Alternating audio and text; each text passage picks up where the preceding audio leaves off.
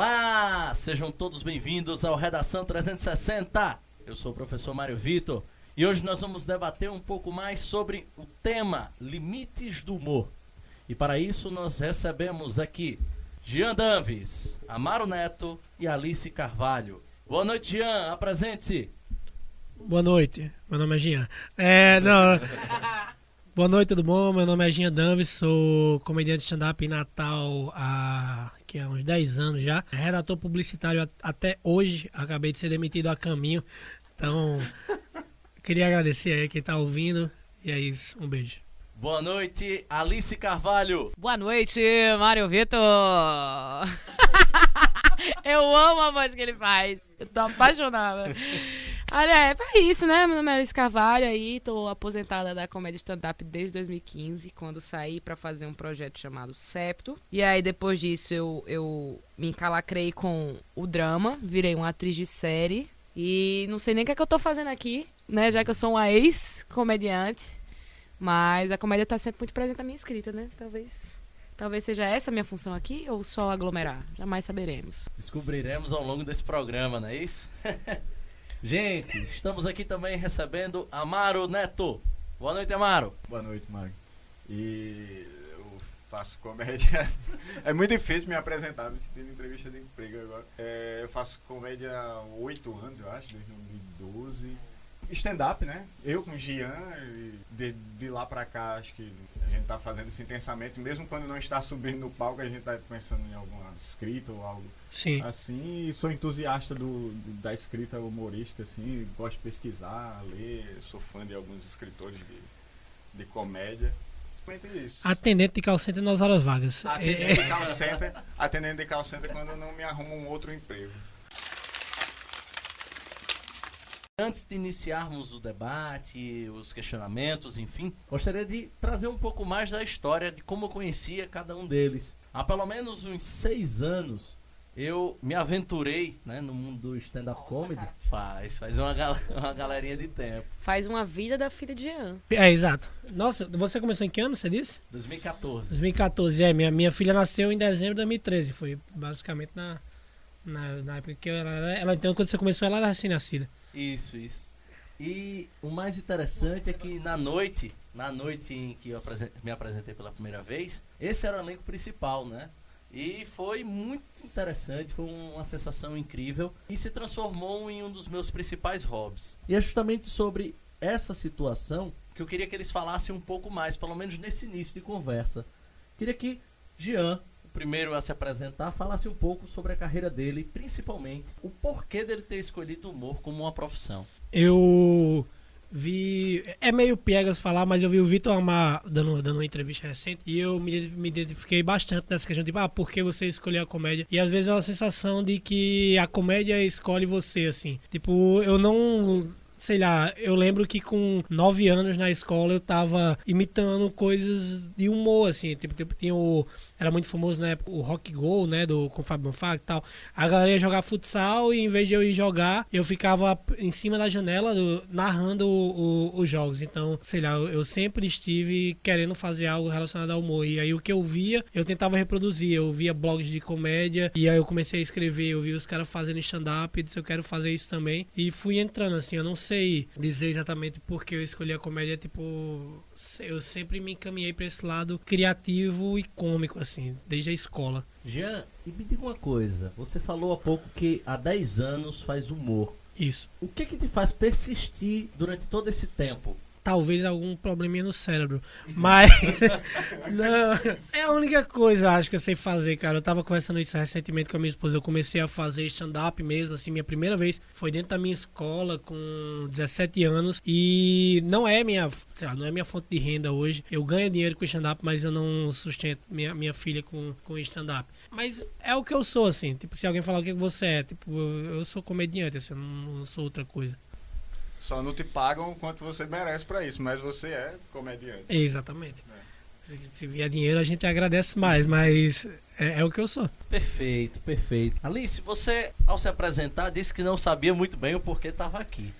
Mas eu gostaria justamente de perguntar o antes disso. O que te levou pra comédia? Cara, você lembra? A minha primeira apresentação foi num bar lá em Ponta Negra. Ponta Negra, foi sim. Que eu entrei, eu tinha 16 anos. E eu entrei e a abertura foi a música da Galinha Pintadinha. E foi um tanto quanto inusitado. Foi com o Alisson Vilela. Foram 5 minutinhos. Como era de se esperar, eu acho que das 5 piadas deve ter entrado umas 2. Mas foi a primeira apresentação, sempre é assim, né? Fazer esse open mic lá. E eu não sei bem por que eu quis ir assim. Foi porque eu sempre fui muito palhacita. Assim, eu compartilho de Jean essa coisa do sempre escrevi nesses tons cômicos, mesmo em momentos complicados ali da adolescência, aquela fase que você tá mais meloso e tal. Mas eu lembro que eu usava muito a comédia como um recurso. Era a coisa do palhaço, né? O palhaço tem um arcabouço tão grande de dramalhão e de melancolia por trás daquilo, e ele joga com a comédia. Eu acho que eu tive sempre muito isso, né? Eu venho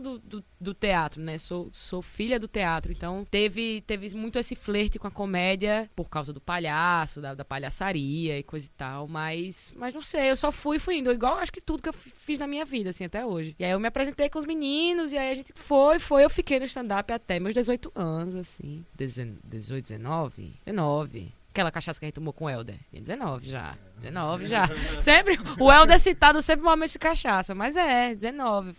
Foi o ano que eu saí, foi o ano daquela cachaça, inclusive. Mas é isso, não tem muito porquê, não. Eu acho que tem muito da minha essência. Eu encaro a vida dessa forma, assim. Tô fazendo drama por aí, mas você vai olhar qualquer outra coisa que eu escrevo, sei lá, como Alice, é sempre palhaçaria mesmo, assim. Tem muito. Pois fale um pouco mais dessa sua trajetória hoje no drama. Compartilhe aí com os nossos ouvintes o que você está fazendo hoje. O drama, além de quando chega a fatura do Nubank, eu saí do stand-up para me dedicar para um projeto audiovisual. E aí era uma série pra web e tal. Essa série deu muito certo. E aí depois dessa série eu gravei uma outra série, que foi uma série que foi pode falar onde foi? Foi na Rede Globo, foi lá na Rede Globo. Hoje tá disponível no Globoplay. E aí eu também gravei uma outra série também, chamada Manu, que tá disponível na internet também e tal. Fiz várias séries, né? Assim, várias, no caso 3. Com certeza. Aquela que quer aumentar o currículo e vai passar a régua, foram 3. Foi aquela pra que falar a mais verdade. fez séries de De que todos estão aqui. dentro. E foram 3. Mas aí eu engatei num monólogo, no espetáculo chamado Incubos. E aí a gente deu uma circulada também pelo Brasil. E é um espetáculo que fala sobre violência contra a mulher também, punk rock. Não sei, cara. Fui entrando aí sem querer, no dramalhão mesmo, assim. E fui pra assuntos mais densos, se é que eu posso assim falar. Mas hoje a comédia na minha vida, ela é o alívio dos meus processos, assim, né? Se eu posso dizer. Essa série Manu que eu gravei agora foi, de longe, a personagem mais leve de todas, só porque ela é drag, maconheira e tal, não sei o quê, mais altiva, assim, sabe? Mas foi tudo pra um lugar muito, muito denso, e eu nunca fui essa pessoa, né? Eu sempre fui da cachorrada e tal, e continuo sendo. Eu me lembro muito de um dia com a Alice. Eu acabei convidando a Alice para dar uma palestra para os meus alunos. Não sei se ela lembra desse episódio.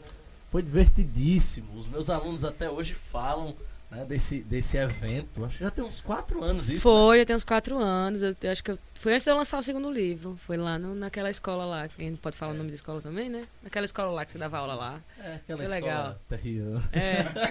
Aquele lugar lá. Aquele lugar. Mas foi um evento interessantíssimo. Pois agora eu vou chamar meu amigo Amaro Neto. Amaro, meu querido, queria que você falasse mais um pouco dessa transição. O que te fez sair da sua vida comum, rotineira, e te fez se colocar no stand-up comedy?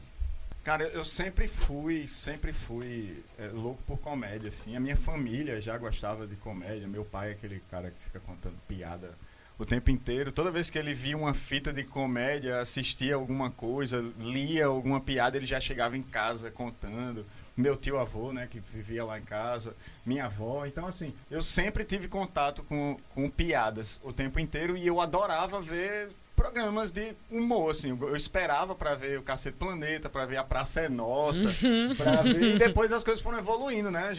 A gente é criança, aquilo dali era muito engraçado. Às vezes eu fico pensando, eu não sei se o humor deles ficou meio chato, e eu, na época, que era inocente e achava engraçado, ou se naquela época realmente era bom. Eu também não fui atrás, assim, mas Depois veio o Hermes e Renato e tal. E eu lembro que eu trabalhava no escritório do meu avô, ele tem uma imobiliária, e eu ficava lá, eu era tipo office boy dele, assim, tem, sei lá, 14, 15 anos, e tem aquelas revistinhas Seleções, que tem sempre, rir é o melhor remédio, eu acho, a seleção. Aí sempre tem piadas de leitores que mandam pra lá. E eu zerei todas as revistas do escritório, e eu li, às vezes, a mesma piada várias vezes. E eu não me tocava, assim, que eu era fã de comédia nesse sentido, assim. Eu queria ser professor. Eu tinha um professor que ele era muito engraçado. E eu, de cursinho, né? Sempre tem esses professores engraçados e tal.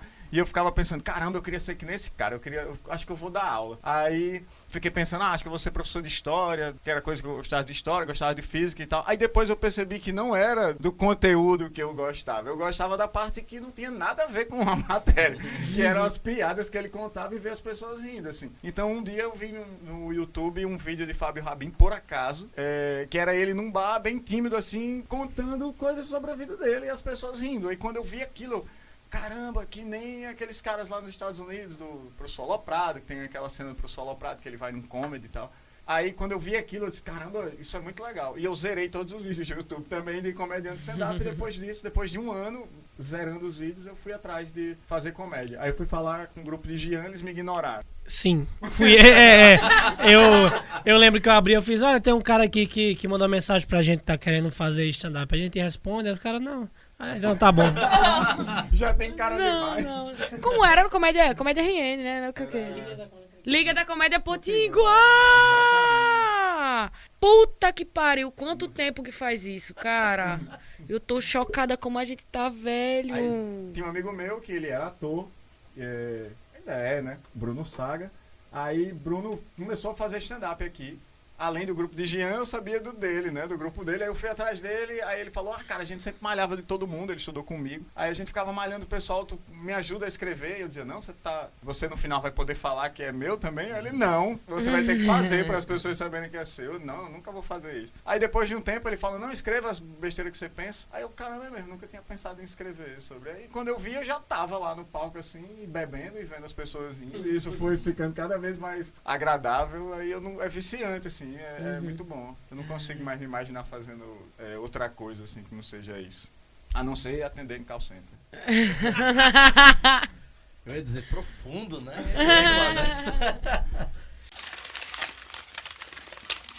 Gente, é com esse clima leve, justamente, que eu passo a engrossar um pouco mais o caldo, né? Novamente é uma pergunta de cunho pessoal para cada um deles e talvez um pouco mais ligada àquilo que a gente tem dificuldade em relação ao humor. Jean, como é fazer humor em terras potiguares? Difícil. É bem difícil, mas eu acho que não só fazer humor, tá ligado? Fazer arte. A fazer arte em qualquer lugar fora de grandes centros do país, assim, é bem difícil. Como eu falei no início, eu já tô fazendo aqui há 10 anos. E eu não consigo viver apenas disso, né? Mas é isso, é fazer comédia em Natal, é você fechar com bar, ficar lá semanalmente, tá lá se apresentando, e numa semana dá uma galera, e na outra semana dá 10 pessoas, e você continuar trabalhando pra isso, assim. Acho que fazer humor em Natal falei 8 vezes, vocês contaram? Não sei, não sei dizer bem, é isso aqui, é isso aqui que eu tô fazendo. Eu me lembro de uma noite que Theo, lembra do Theo? Sim. Theo me convidou pra fazer uma noite, ele e Eduardo Madruga, lá no Ateliê Bar, logo na reinauguração do Ateliê. Grande Ribeira. Tinham exatamente 4 pessoas na plateia, 3 delas eram garçons e uma delas era a namorada de Theo. Ela existe. Então, agora você explicou o que eu não consegui explicar. Isso aí é fazer humor em terras potiguares. É isso aí. É estar com o Theo, puro suco, foi o que ela falou fora do microfone. Então, é isso. É bem difícil, a gente passa por shows incríveis e aí é completamente sazonal, assim. E você, Alice? Como é que você diz? Como é que foi esse período? Durante quanto tempo você fez stand-up? E como foi esse processo pra você?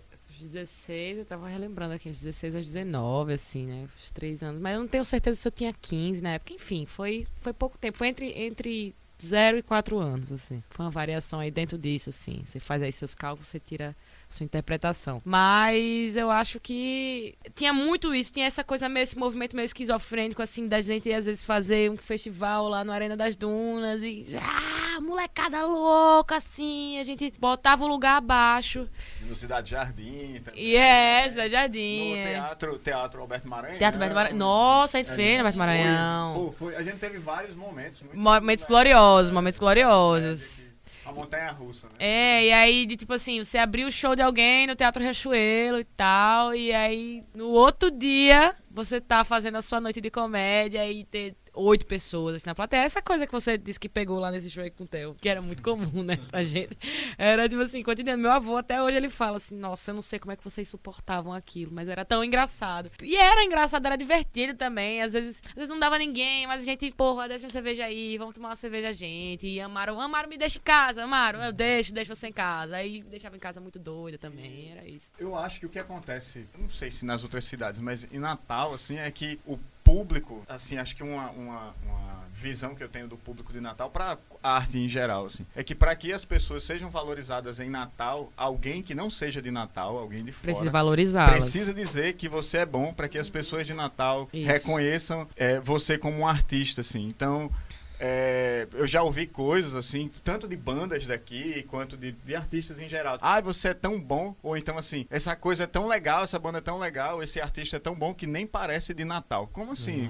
É como se aqui não pudesse produzir um material de qualidade, assim. Então, normalmente, quando a gente faz show, tipo no Teatro Riachuelo, que abre show pra Murilo Couto, pra Léo Lins, pra, sei lá, Sérgio Malandro, que a gente já...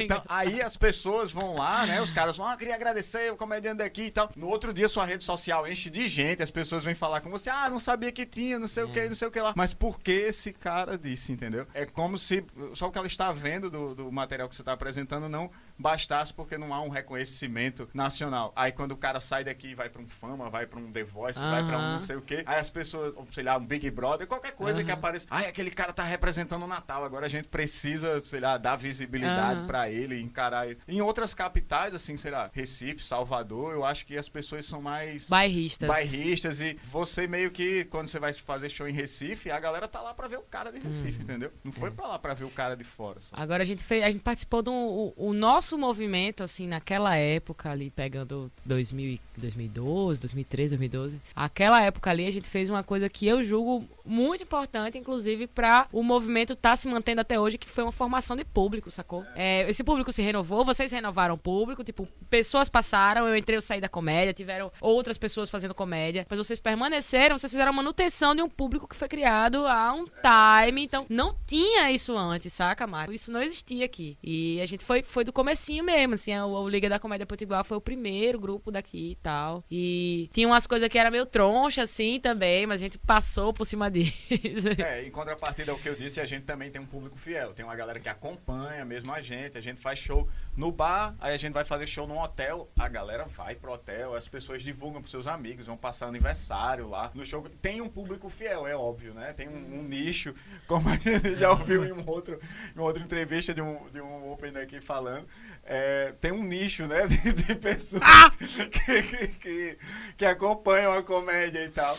Mas tem isso do grande público, assim, desse propagar para o grande público, tem essa resistência, assim, mas óbvio, a gente fez um trabalho de formiguinha aí já 8 anos, 10 anos trabalhando em cima da comédia, e hoje a gente vai para um bar, sai de um bar, vai para o outro, as pessoas saem desse bar e vai para outro bar. O que eu acho mais louco é que até hoje tem gente que acompanha as coisas que eu faço, nada a ver com comédia mais, mas da época do stand-up, tá ligado? E foi um trabalho sólido, assim, que foi feito lá no comédia. E é bacana, a gente realmente tem esse pessoal, tem um cara que a gente vê, tipo, ele tá 7 semanas seguidas indo nos assistir, mas ao mesmo tempo tem aquele pessoal que gosta muito da gente, mas eles tratam a gente igual tratam a família, só quer ver no Natal, uma vez no ano, porque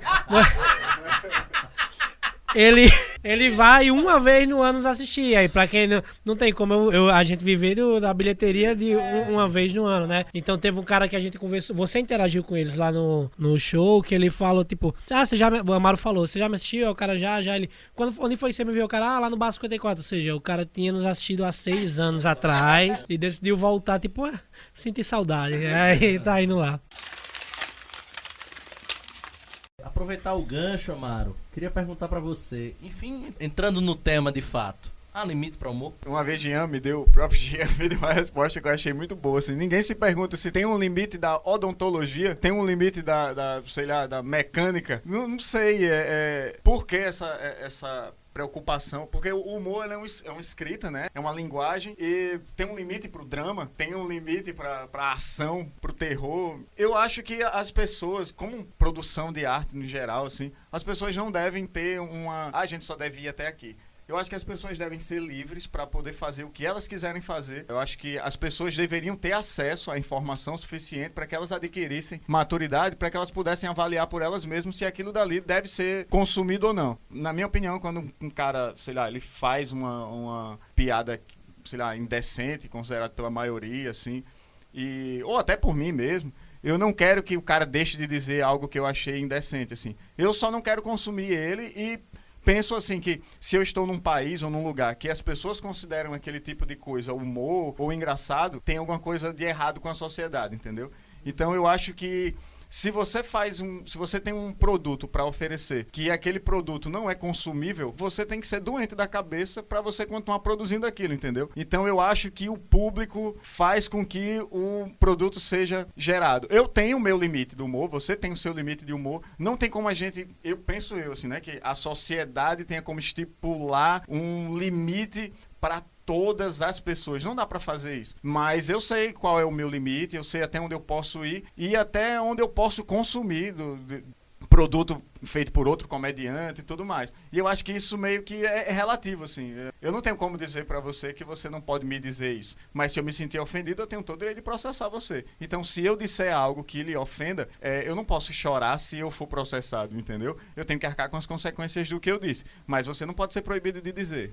Alice, eu vi que você meio que se movimentou em dado momento. O que você pensa disso? Não, é porque eu fiquei com medo do meu amigo Amaro. Ele fechou o raciocínio muito bem. Eu concordo muito com ele, assim. Tem isso do consumir e não consumir, né? Eu, enquanto artista, eu não faço mais a obra pela obra, ou a arte pela arte, ou a piada pela piada, assim, sabe? Eu realmente trabalho com textos que de fato me atravessem. Não que eu só vá fazer personagens que condigam com o que eu acredito na vida, não. Não, porque não é assim. Existe a poética da coisa, existe, enfim, até pra comédia existe a poética da coisa. Aquela situação, né? Se eu sou advogado, não vou sempre defender quem é o bonzinho da história. Não, né? e o ponto não é nem esse. Eu acho que a comédia, ela é moralizante e ela é desmoralizante também. E pra mim, eu enquanto comediante, isso eu fazia muito, desde boy, assim, eu sempre optei por tá em lugares de escrita e lugares da própria interpretação em cima do palco, que era muito bobinho, assim, eu falava sobre coisas muito bobinhas, fugia daqueles assuntos que eram mais corriqueiros pra mulher, assim, e tal, e já dava uma pincelada sobre orientação sexual, já falava sobre feminismo de uma outra maneira, mas eu falava sobre coisas que eu achava que faziam sentido, inclusive pra falar pra aquela plateia que não... Aquela plateia que a gente tinha era uma plateia coxa, né? Aquela plateia que a gente tinha, que era a plateia que ia pra Bacaro. E sempre estando no palco, inclusive com colegas que eram o extremo oposto nosso. Eu tava conversando aqui antes de começar a gravar, e tinha muito isso, né? O meu ponto é muito parecido com o de Amaro, que é o seguinte: eu não vou chegar num marmanjo adulto e falar pra ele o que ele deve ou o que ele não deve falar. Se ele faz a piada pela piada e ele não acredita no que ele tá falando, mas fez a piada, problema dele. Agora segure a onda. Não vá querer depois, não vá querer depois ficar, ai, não me cancelem. Não, você falou a merda. Se a galera quiser lhe cancelar, você vai ser cancelado. É igual tem a ver com, sei lá, alguém vai roteirizar um filme, ou vai rodar um filme que é sobre a vida de mulheres trans e não quer botar pra protagonizar pessoas que foram excluídas o tempo inteiro. Eu não vou botar. Tudo bem, você não bota. Mas pode ser que as pessoas não queiram consumir aquilo porque não tem verdade. Enfim, são paralelos, não são a mesma coisa, mas são paralelos, assim. Faça o que você quiser fazer. A arte tá aí livre pra você fazer o que você quiser. Agora você vai precisar lidar com isso. Eu penso muito assim, eu não consumo coisas que eu não acredito. E você, Jean? Tudo bom? Eu acho que eu vou muito na linha do que eles dois falaram. E eu já queria aproveitar, não sei se era algo que você iria questionar mais pra frente, mas é uma coisa que a gente absorveu, eu e Amaro, numa viagem nossa a João Pessoa, a gente absorveu de Alisson Vilela, né? Todo mundo aqui teve a honra de se apresentar e de estar com ele. Que eu acho completamente refutável essa ideia que muito comediante defende, que o importante é ser engraçado, de que é só uma piada, é algo engraçado, não é opinião, porque eu não acho que o riso seja único. Infelizmente existem pessoas que, e eu trabalhei com pessoas assim, que chegavam rindo para me mostrar uma pessoa sendo assassinada, sendo decapitada, e ele estava rindo muito daquela cena. Então assim, aquilo para ele é engraçado, mas aquilo pra mim não é humor. E o que o cara tá fazendo no palco, obviamente, ele não tá decapitando ninguém. Mas o que eu quero dizer, né, levando pensado, é que o riso, ele não é único. Então, existem várias formas de você rir, fazer uma pessoa rir, e às vezes ela tá rindo de crueldade, tá rindo por preconceito, e não acho que essa seja a linha que deva ser levada. Mas se existe um cara que tá fazendo piada e achando que só tá fazendo uma piada, na verdade ele tá expondo quem ele é. Na minha opinião é essa. A sua fala me lembrou muito aquele filme Coringa, de uma cena que pra mim foi icônica, a hora que o Coringa tá matando o cara aqui no início do filme, ele deu uma arma na frente do anão, né? E aquela cara de espanto do anão, na hora que eu estava assistindo na sessão de cinema, as pessoas rindo copiosamente, e eu fiquei completamente atônito, não conseguia ter reação. Se eu fizesse essa pergunta pra mim mesmo, qual é o limite do humor? Eu acho que aquele era o limite, sabe? Encontramos. Ali era um puta limite. E pessoas riram. Eu não posso chegar, claro, quem sou eu na fila do pão, como diz os mamilos, né, do podcast Mamilos. Quem sou eu na fila do pão pra dizer o que é certo e o que é errado, mas aquele é o meu limite. Como a Amaro bem trouxe, isso nos leva a uma reflexão histórica, né? Se a gente for refletir mais, coisa que a gente vai trazer mais à frente, isso tudo é um imperativo kantiano. Me perdi agora. A gente falou de filosofia, a gente não estudou, não tem a menor referência. Menor. Essa questão só complementando o que eu tinha falado para exemplificar essa ideia de quando você aumenta o nível das pessoas, né, da cultura das pessoas. Uma vez um Open foi se apresentar com a gente e ele fez piada sobre mulher não saber dirigir, sobre uma mulher ser Uber. E a piada dele, o final da piada era que o engraçado para ele é que ela não sabia dirigir porque ela era mulher. E ele não se sentia seguro com ela dirigindo. E ninguém riu disso. Puta punchline, hein? É isso, ninguém riu disso. Um grande abraço pro meu amigo vigilante.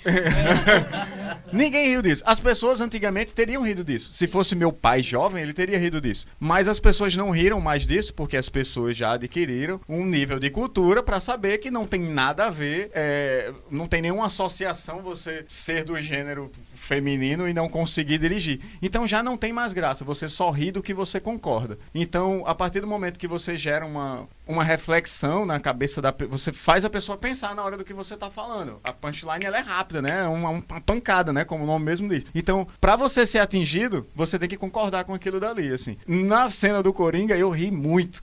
Muito, e pra mim foi um momento mais engraçado do filme, assim. Eu pensei, meu Deus, essa é a melhor piada do filme. Porque tem a questão você sabe que é cinema. Então, eu não consigo me desprender dessa ideia de que aquilo é uma obra artística. Lógico que se eu estivesse vendo uma cena de uma câmera de segurança e aquilo acontecendo, eu não iria rir, né? Eu ia ficar, meu Deus, o cara... E ele dispensou um anão. Mas, porra, um anão, talvez eu risse. Porque, enfim, é uma realidade pequenininha, né? Uma coisa diferente, assim. Quebra, tem uma quebra ali. Mas existe a coisa de você se sentir protegido, assim. De você se sentir... É o exemplo de você não rir do ataque às Torres Gêmeas no dia seguinte. As Torres Gêmeas você não riria. Mas agora todo mundo já está protegido, já acabou, já passou. As pessoas conseguem rir disso, entendeu? Eu não sei quem foi que falou isso, mas tem uma citação a isso no livro de Ricardo Araújo Pereira, que ele fala que comédia é tragédia mais tempo. Então, acontece uma tragédia, você não consegue rir daquilo, mas quando você se distancia daquilo e você consegue se sentir seguro numa situação que você sabe que já passou, que não tem mais perigo, você consegue rir daquilo, assim. Aí tem várias outras variáveis, né? Essa questão da cultura, de você concordar ou não concordar com aquilo, assim, que está acontecendo. Isso tanto é um fato que, não sei quanto a vocês, mas quando eu fazia o stand-up, Era simplesmente sobre fatos bizonhos, micos, ridículos da minha vida inteira. E que no momento eram terríveis. Eu me lembro inclusive de um episódio que eu contei na última vez que me apresentei em 2018, que eu fui para um carnaval em Caicó, certo de que ia ser o melhor carnaval da minha vida. Eu com 130 quilos, não conseguia mal andar. Cheguei, tava fantasiado de Moisés. Olha a situação. Moisés e meus amigos de vermelho eram mar vermelho. Olha a fantasia. E aí caí no buraco, rompi os ligamentos do tornozelo, passei 3 meses de cadeira de rodas. Se não bastasse, no outro dia, eu muito bem, Caicó nunca chove, caiu a maior chuva que eu vi na minha vida. Trovão, raio, escambau, um raio pegou, bateu na árvore, a árvore caiu por cima do teto do meu carro. Se eu fosse fazer uma piada, né, contando essa história, um dia depois, talvez eu mesmo chorasse e me matasse, né? Você não estava pronto para falar sobre isso também. Isso, não estava pronto para isso, mas hoje eu conto isso e eu rio dessa história. Eu rio, por exemplo, também de uma história que eu contei no meu último stand-up. Me perdoem aí todos, mas que eu matei um cachorrinho, né? Não sei se vocês lembram. Eu escrevi uma cartinha pra uma menina que eu tava apaixonado e tal. A gente estava saindo há um tempo. E aí ela tinha um filhotinho, o cachorrinho foi e comeu essa cartinha. A cartinha tava perfumada e tal. Ele acabou morrendo, engasgado, barra envenenado. Né? Se eu contasse um dia depois dessa situação, uma semana depois, era terrível. Mas eu olho pra trás e eu faço, porra, se nem eu mesmo ri de uma situação tragicômica dessa, quem é que vai rir? Talvez a menina não ria, mas eu não sei. O cachorrinho morreu de borboletas na barriga. Esse é o limite do humor, né? Uma piada ruim. Mas é isso. Na hora, talvez, se caiu a árvore em cima do teu carro, e tem um amigo teu do teu lado e faz uma piada, talvez você desse um soco no cara e ficasse puto. Mas depois você contando, que nem contou agora, a gente riu disso e tudo bem pra você, entendeu? A comédia tem essa questão do distanciamento, assim, pra você poder se sentir seguro e poder rir daquilo. Há um alívio, né? Uma válvula de escape, assim, quando você ri de uma situação. Normalmente, a comédia, ela, quando você vai contar uma storyteller, uma história que aconteceu com você, nunca é tipo uma história legal, assim, tipo, eu fui pra uma festa e me diverti bastante, achei R$50 e, sei lá, fiz uma homenagem, não sei, sabe? Ainda consegui uma carona de graça pra casa. Nunca é isso. A pessoa quer ver você tropeçando, né? As pessoas quer ver você caindo. Isso. E não é só a plateia que quer ver você passando por maus bocados, mas há um certo alívio de falar sobre algo ruim que aconteceu com você, como se fosse libertador, assim, superei essa situação, entendeu? O próprio Alisson, que foi citado aqui, Alisson teve câncer, né? E ele fazia piada com câncer, porque pra ele devia ser libertador. Terapêutico. E isso é terapêutico. Às vezes eu vou subir no palco e eu fico pensando nos sets que eu tenho, eu penso, não quero falar sobre isso, não quero falar sobre isso. Aí, normalmente, tô estressado com o trabalho, hoje eu preciso falar de call center. Hoje eu preciso falar sobre parar de beber. Hoje eu preciso falar sobre a dificuldade de estar sendo pai de um neném agora e tudo mais. Então, assim, é libertador, assim, depois você meio que, caramba, as pessoas riram disso junto comigo, eles acham isso engraçado também. Tem algo de terapêutico, assim. Então, é por isso que essa questão da comédia pela comédia, às vezes, como a Alice disse, falta verdade, né? Quando o cara só... mas é só uma piada, eu só achei engraçado e achei que deveria ser dito, assim. Às vezes eu acho coisas engraçadas, acontece algo e minha cabeça sozinha faz uma piada daquilo e eu rio comigo mesmo, mas eu não acho que mereça ir pro palco porque eu ri disso, porque eu pensei, entendeu? Não é qualquer coisa que eu preciso levar pras pessoas, só porque eu achei engraçado. Alice, então acho que a gente chega num ponto de concordância. A gente tem que saber diferenciar a situação da comédia e do preconceito, não é isso? Você poderia exemplificar em algum momento da sua vida como comediante, ou não, a sua vida pré ou pós-comédia, alguma situação em que você verificou preconceito claramente em uma piada, em uma situação que talvez Nossa, já teve uma vez que eu falei uma merda. Falei uma merda no comer, não vou reproduzir aqui jamais. Jamais.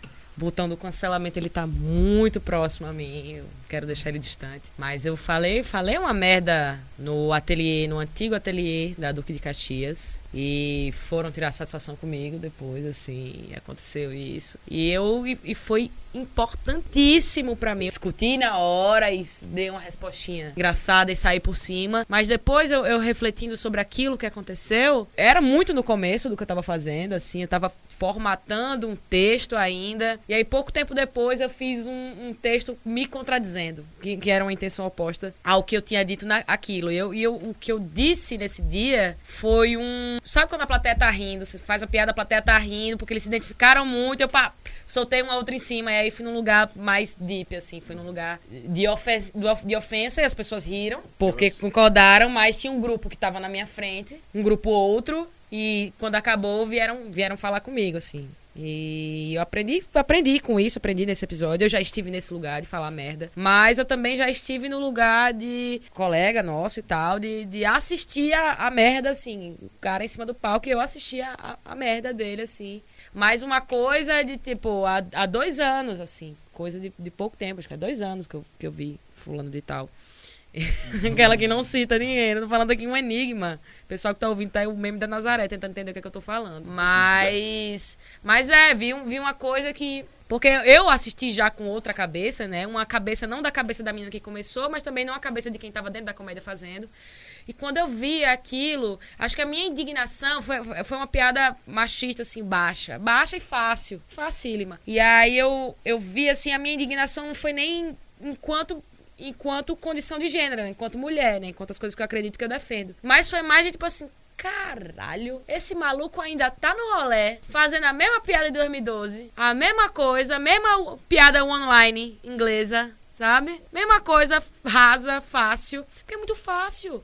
É muito fácil você bater em quem tá apanhando o tempo inteiro, sabe? Cadê o seu jogo de cintura? Faça outra coisa. Mas aí é pessoas e pessoas. O que eu acho falho, assim, é quando a pessoa culpa a plateia, né? Assim, de dizer que a plateia tá chata, a plateia não uma piada, é uma piada e tal.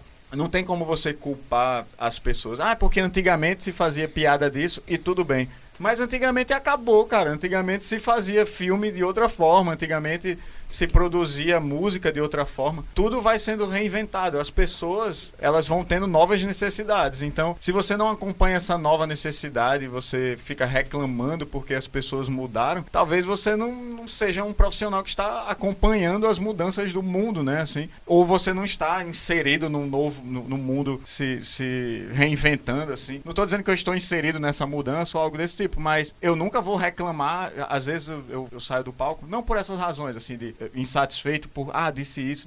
Antigamente acontecia. Hoje é raro, assim, eu dizer algo que eu me arrependa de ter dito, assim. Mas a piada só não entrou. Aí sempre tem algum comediante, a plateia hoje estava difícil. A plateia hoje... Não, cara, a culpa não é da plateia. A culpa é minha, enquanto comediante, de não ter conseguido arrancar riso daquelas pessoas, assim. Usando de novo o paralelo do dentista, do não sei o que, um dentista nunca vai dizer, eu fiz mal essa obturação porque esse teu tipo de dente, sabe? Não é isso. Você tem que ser um profissional para conseguir arrancar o riso daquelas pessoas. A culpa não é da plateia. E você tem que ter as ferramentas, né? Não vai tendo as ferramentas, você vai sendo descartado. Quanto mais repertório você tem, mais ferramentas você tem para ir buscar ali um jogo de cintura, né? Jean, meio que pra gente encerrar esse papo e entrar de cabeça, enfim, no tema da redação. Sim. Há limites para a liberdade de expressão? Você podia ter perguntado isso a outras 2 pessoas aqui presentes, mas tudo bem, eu vou tentar encerrar isso, né? Limites para a liberdade de expressão. Não, acho que é o que o Mário falou, assim, não, eu acho que não há limite para uma liberdade de expressão, mas isso não significa que não há consequências. Você vai falar o que você quiser e as pessoas vão reagir de acordo com o que aconteceu, assim. Basicamente é isso. Eu acho que não sei, você tem que ter compreensão e saber responder por qualquer ato seu, seja uma ofensa, uma agressão ou qualquer coisa que você esteja fazendo. Você faz o que você quiser, mas sei lá, existem leis, né? Faz um tempinho que tem um tempo. A história não é um fanfic, né? Não. A história não é um fanfic. Pô, tem um livrão aí de lei aí que eu não li nenhum, mas eu sei. Eu soube de umas coisas que eu não posso fazer, eu tô evitando. Essa discussão foi muito rica, pessoal, muito rica mesmo. E ela nos faz entender um pouco mais a nossa história. Só meio para dar uma noção, um encaminhamento para o tema de redação.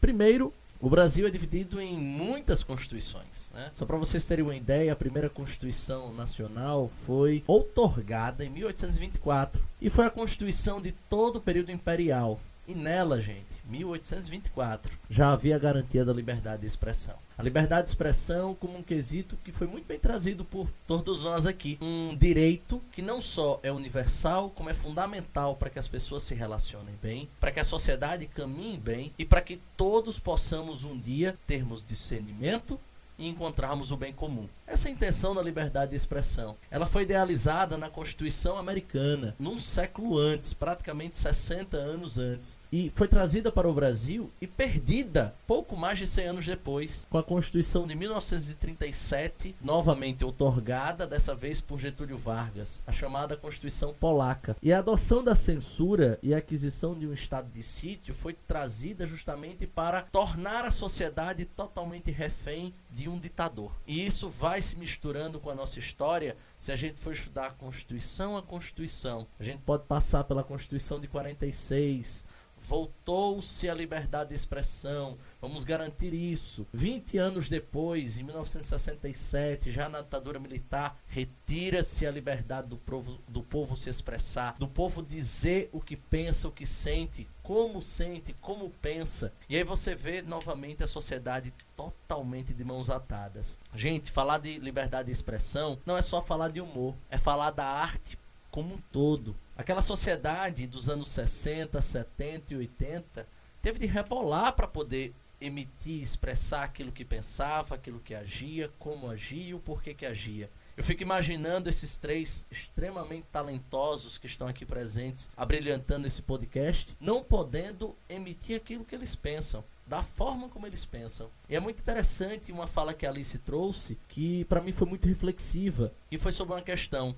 No humor, eu conseguia trazer uma mensagem feminista, trazer uma mensagem reflexiva sobre a exclusão de gênero, trazer uma mensagem reflexiva sobre coisas que eu já pensava e que talvez, de uma maneira mais sutil, abarque um maior número de pessoas.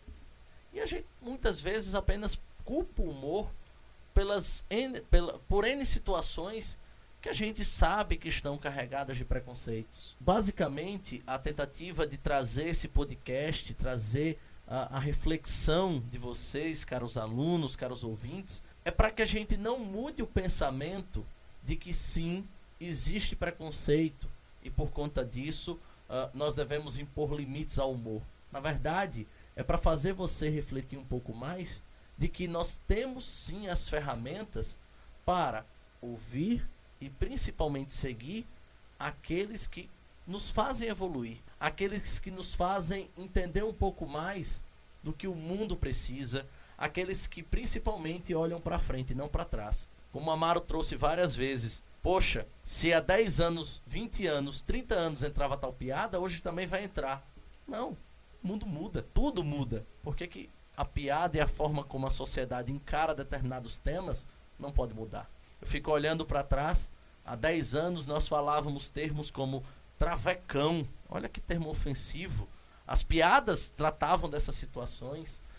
Não se falava homossexual, se falava boiola, se falava, enfim, N termos extremamente fajutos e que apenas e tão somente estereotipam parcelas da sociedade. Na nossa discussão inicial nós falávamos de Júnior Chicó. Sim. E é muito interessante ver o quanto que ele traz uma representatividade para a comunidade LGBT. A gente falava também de Yuri Marçal e o quanto que ele traz representatividade para o público negro. Vi recentemente, depois inclusive me corrijam se eu estiver falhando, mas há um grupo muito forte em São Paulo de mulheres, né, que se apresentam inclusive em conjunto. Só para poder mencioná-los, né, que eu acredito que você não esteja lembrando o nome, existe uma noite de mulheres na comédia em São Paulo que é o Dopamina. E aí são tipo 10, 12 mulheres se apresentando à noite de teste delas. E existe uma grande rede nacional que tem tentar. Eu não faço parte, porque inclusive eu sou homem, mas eu acompanho. E existe uma grande rede chamada Mamacitas. O Mamacitas, que vocês podem procurar no Instagram, o Mamacitas, ele tá buscando abraçar a comédia feminina do Brasil inteiro, assim. E elas fizeram um festival com 4 palcos de São Paulo, se eu não me engano. Quase certeza que foi isso. Realmente não vou deter os dados. Mas cerca de 120 mulheres se apresentaram dentro desse festival.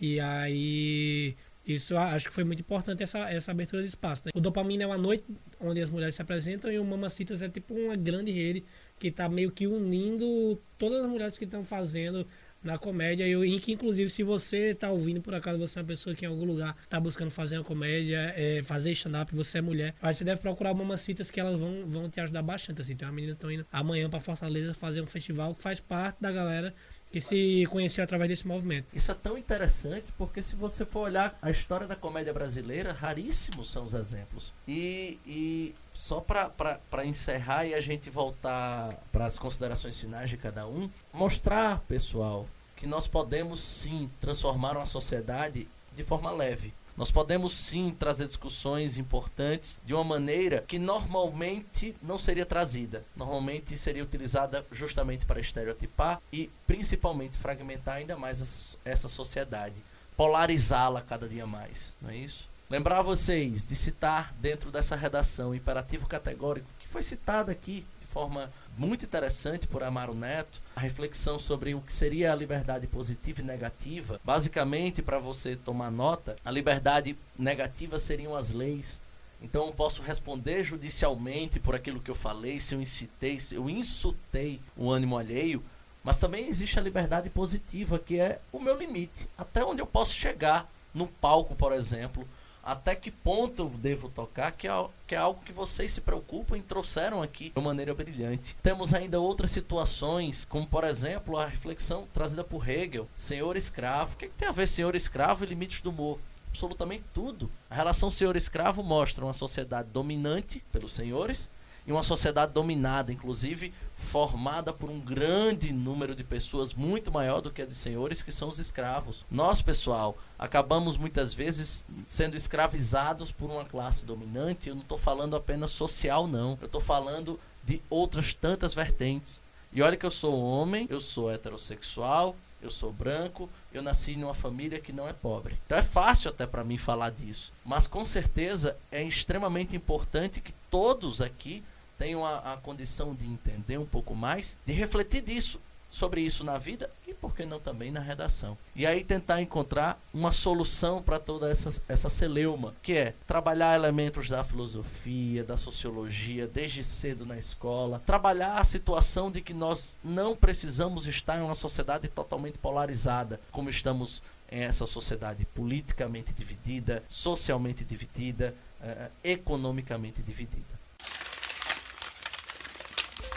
E após esse monólogo chato, enfadonho, vou pedir para que cada um aqui deixe sua mensagem final. Apresente mais uma vez seus projetos, mostre o que esteja fazendo, até para que o nosso público possa acessar cada um de vocês, né? Apresente suas redes sociais, deixar uma mensagem aí para a galera que está se preparando para o Enem e para concursos públicos no geral.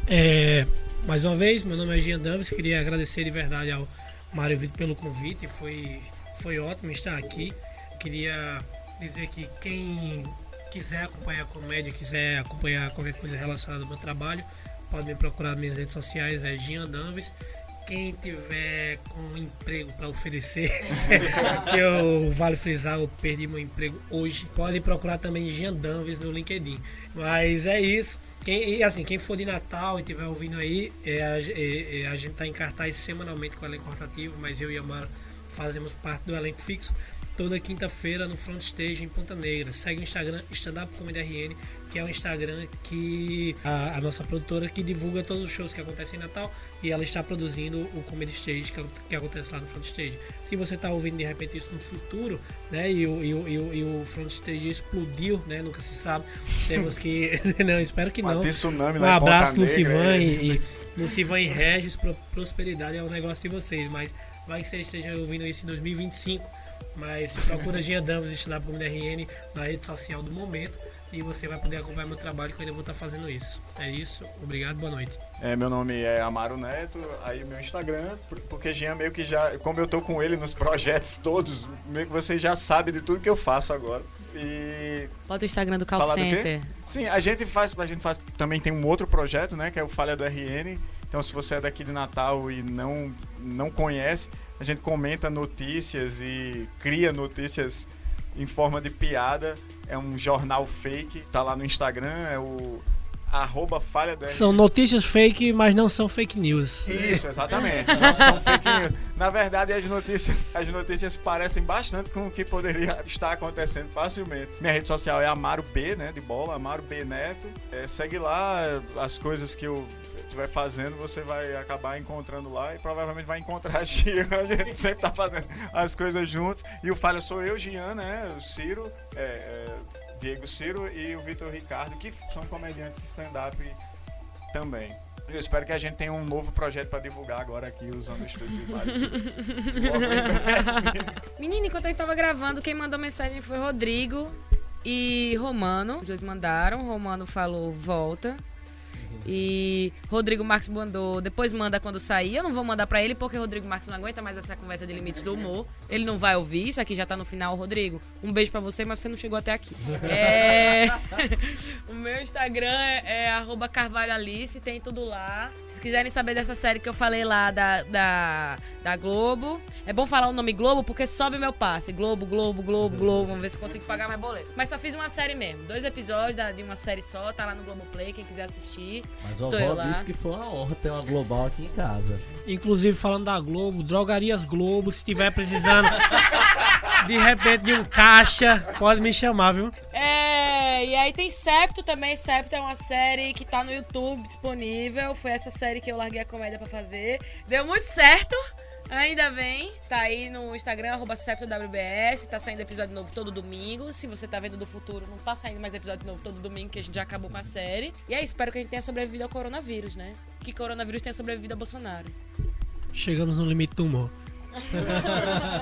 Pois é isso, agradecer imensamente a participação dos três. Agradecer a você que conseguiu chegar até o fim, né? Quase 1 hora de podcast. E, principalmente, divulgar que a proposta de redação e a redação modelo estão lá no nosso blog Redacal, né, porque não tem cedilha nem tio, redacal360.blog.br. Repetindo, redacal360.blog.br. Lá você vai poder encontrar as propostas todas as segundas-feiras e, obviamente, toda quinta-feira nos tocadores principais aí do país, o Spotify, Apple Podcast, Deezer, Cashbox e afins, você vai poder nos ouvir, tá bom? Forte abraço a todos e até a próxima!